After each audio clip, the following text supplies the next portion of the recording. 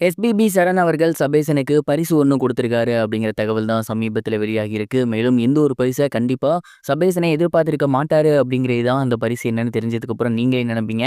அது என்னன்னு தெரிஞ்சுக்கலாம் வாங்க. ஃபர்ஸ்ட் ஆஃப் ஆல் சரிகமபா நிகழ்ச்சி சமீபத்தில தான் முடிவடைஞ்சிருந்துச்சு.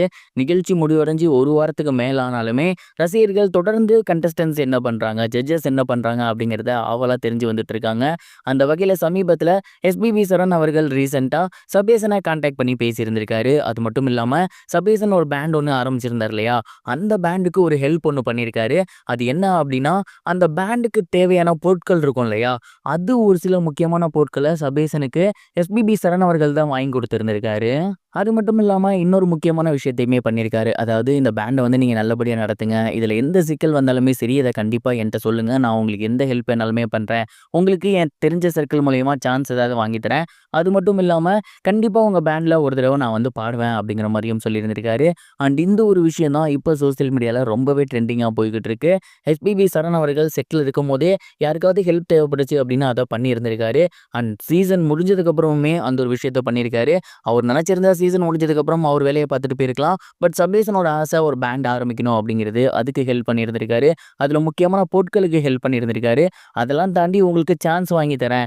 நானே வந்து பாடுறேன் அப்படிங்கிறதெல்லாம் உண்மையிலேயே மிகப்பெரிய விஷயம் அப்படின்னு நான் சொல்லணும். கண்டிப்பா சபேசன் இந்த ஒரு ஹெல்ப்ப எதிர்பார்த்திருக்கவே மாட்டாரு அப்படின்னு நான் நினைக்கிறேன். சபேசன் மட்டும் கிடையாது. நம்மளுமே இந்த மாதிரியான ஒரு விஷயம் நடக்கும்னு கொஞ்சம் கூட எதிர்பார்க்கவே கிடையாது.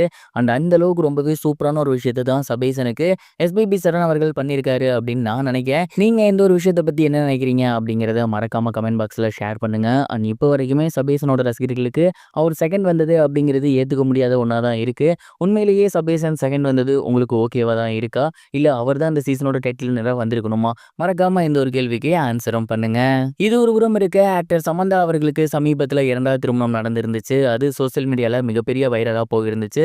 அண்ட் இப்ப அந்த கல்யாணத்துல அவங்க அணிஞ்சிருந்த மோதிரத்த பத்தி ஒரு விஷயம் வெளியாகி, அதுவுமே சோசியல் மீடியால ரொம்ப ட்ரெண்டிங்கா போய்க்கிட்டு இருக்கு.